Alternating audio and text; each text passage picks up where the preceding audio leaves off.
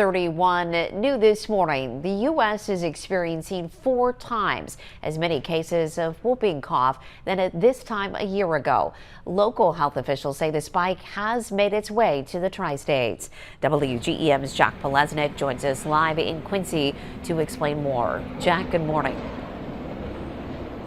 Natalie, good morning. Adams County health officials say that they've seen 5 times as many cases of whooping cough this year compared to last year. Health experts say since it is spread through bacteria, washing your hands thoroughly with soap and water and consistently cleaning surfaces and baby toys are some simple precautions you can take. John Campos, the infectious disease supervisor for Adams County, says vaccines are the most important defense that a person can get. Vaccination is our frontline defense against this.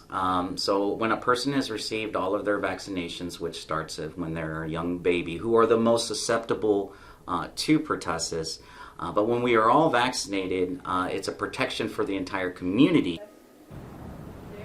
Campos says whooping cough can be difficult to diagnose because it'll appear as mild cold symptoms for the first week, and then the person will develop a violent cough. He says it is highly contagious, and if you develop symptoms, you should see a doctor. Natalie, back to you.